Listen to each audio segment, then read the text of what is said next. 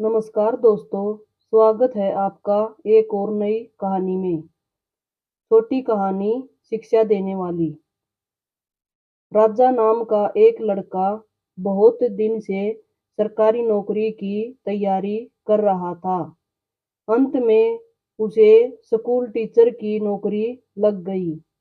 जिस स्कूल में उसे पढ़ाने जाना था, वो शहर से काफी दूर एक गांव में था। इसलिए उसे गांव के आसपास ही किराए पर एक घर लेना पड़ा। लेकिन वो घर भी स्कूल से काफी दूर था। राजा रोज पैदल स्कूल आने जाने लगा। कुछ महीने बाद जब उसके पास अच्छे खासे पैसे जमा हो गए, तो उसने उन पैसे से एक बाइक खरीद ली, ताकि और उसे पैदल स्कूल न जाना पड़े।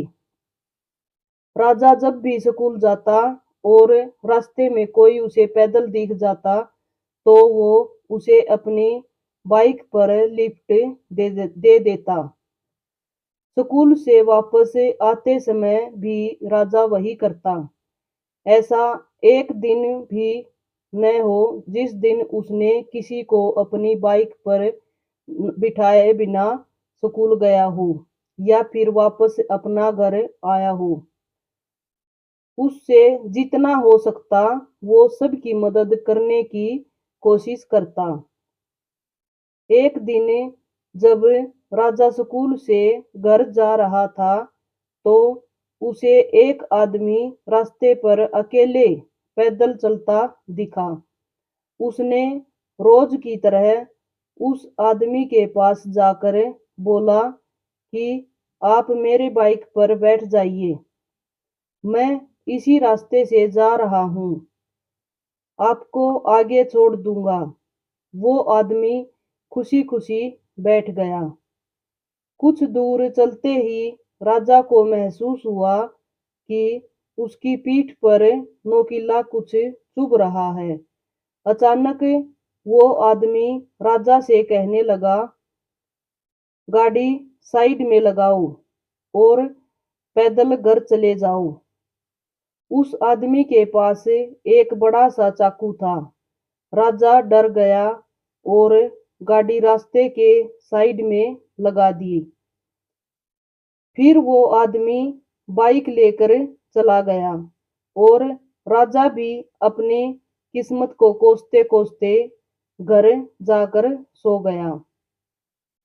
राजा बहुत दुखी था और भगवान से बार बार ये कह रहा था कि मैंने तो सबकी मदद करना चाहा, फिर मेरे साथ ऐसा क्यों हुआ।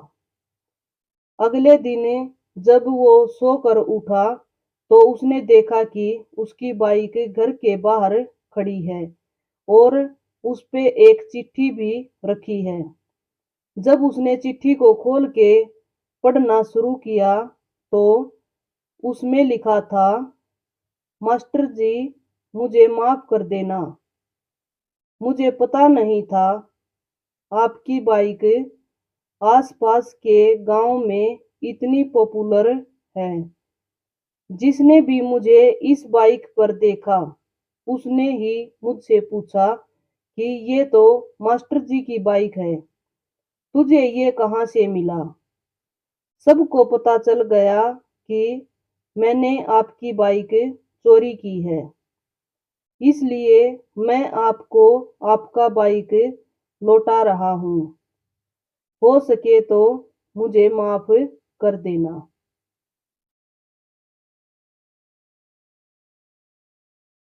इस चिट्ठी को पढ़ने के बाद राजा बहुत खुश हुआ और भगवान का धन्यवाद किया।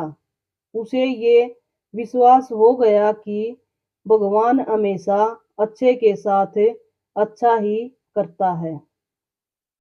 आपको ये कहानी कैसी लगी, कमेंट बॉक्स में जरूर बताएं। धन्यवाद।